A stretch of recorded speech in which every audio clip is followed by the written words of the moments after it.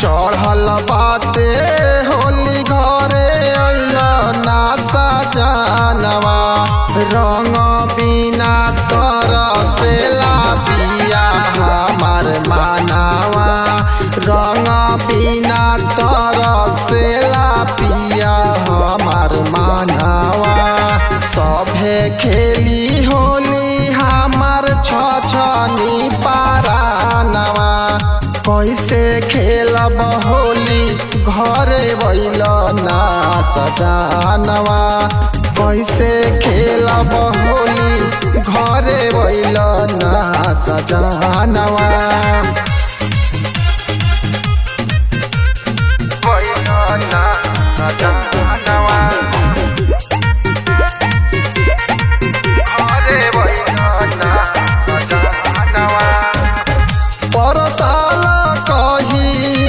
तू राजा नहीं आइला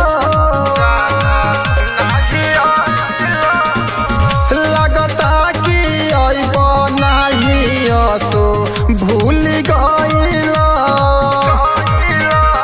तनिको नहीं सोचल घर में बाड़ी मोर जाना नवा कैसे खेलब होली घरे बैल ना सजनवा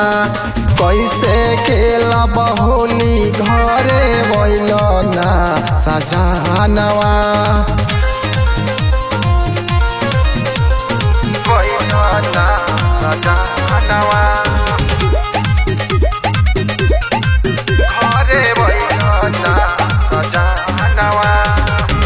होलिया में रंग खेले बैले सभे घरवा संजय प्रशांत औरी मुँह ना देवारावा रौरा कहा रह गइनी पप्पू सजनवा कैसे खेलब होली घरे बैल ना सजनवा कैसे खेलब होली घरे बैल ना सजनवा।